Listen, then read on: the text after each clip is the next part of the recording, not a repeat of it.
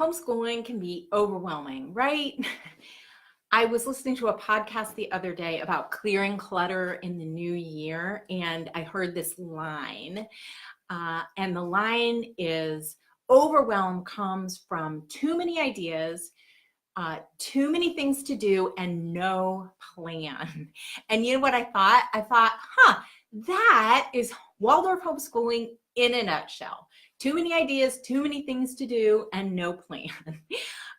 So hey there, I'm Jean. I'm the homeschooling mother of 3 and the founder of Waldorf-Inspired Learning.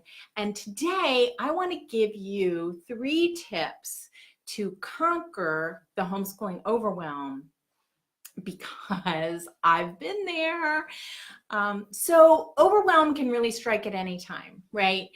Sometimes we've just gotten over the holidays, we've gotten through the holidays, or we're in a really, really busy season of life, or we have just the sense that there are endless materials that we need to prepare for.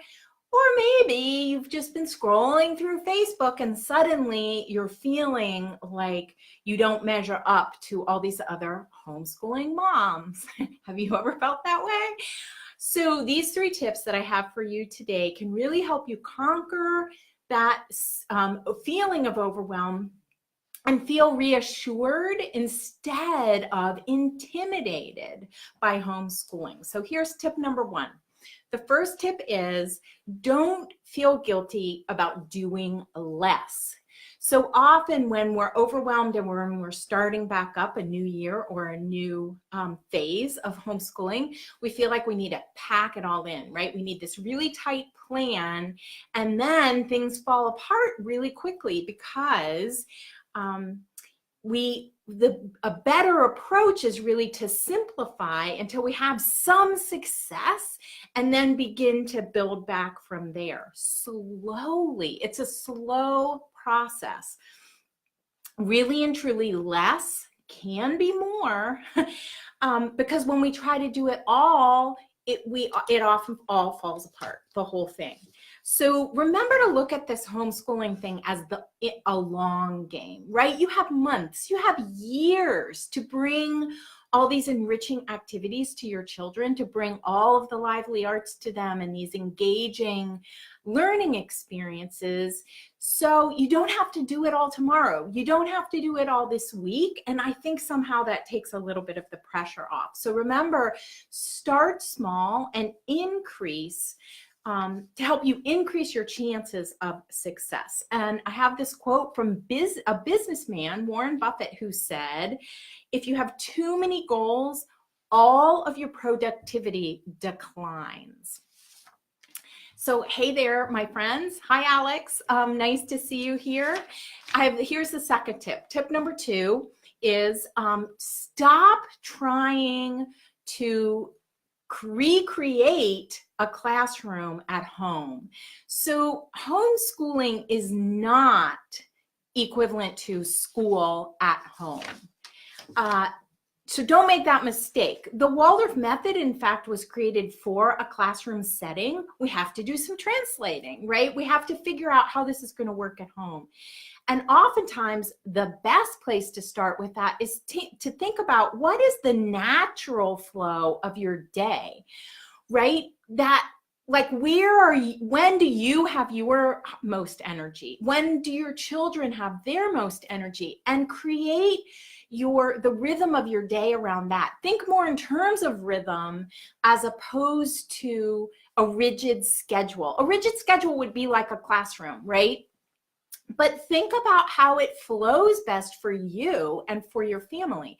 Some days might seem unproductive, right? There might be dirty dishes in the sink. You might have laundry in your learning space. My homeschooling friend Sheila always says, there will be yelling.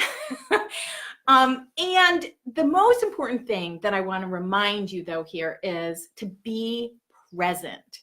When we're totally present with our children, that's when the connection happens and that's when the learning happens, right? That's why we're homeschooling, so that we have this smaller ratio, right, of the teacher to student, and so that we can engage in learning experiences together.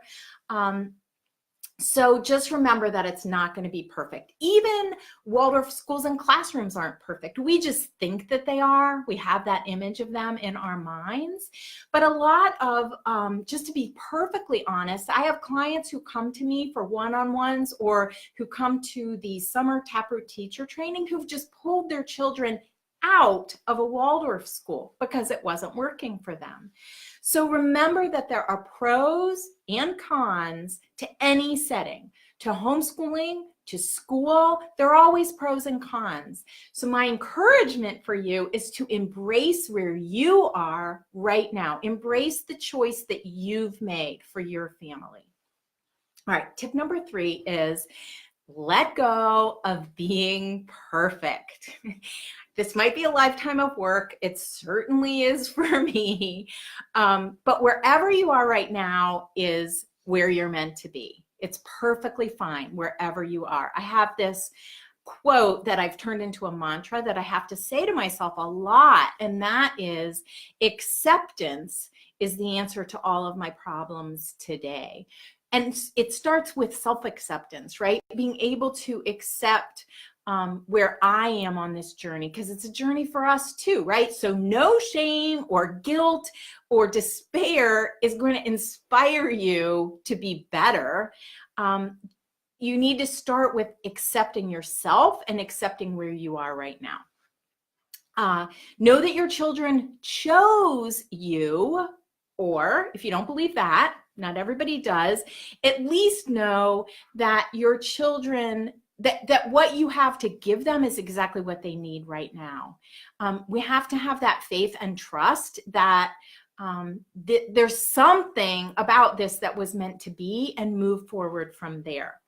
There is beauty in imperfection too. It makes the world a much more interesting place, and you can homeschool with the skills and the knowledge that you have right now.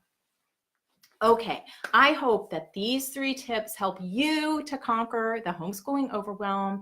It's very real and it happens to all of us. So please remember to be gentle with yourself. If you found this video helpful, I'd love to invite you to my new masterclass. It's a free masterclass called The 3 Mistakes You're Making in Your Waldorf Homeschooling and What to Do Instead. This is a 60-minute masterclass. I have 3 different time options for you. And to register, you can go to waldorfinspiredlearning.com/3 mistakes, or just click the link below this video. I'll pop it in as soon as we're finished here. And I would just love to see you there. You can choose the time and the day that works best for you. I make new videos every week, and I hope to see you next time. Thanks so much for being here. Bye for now.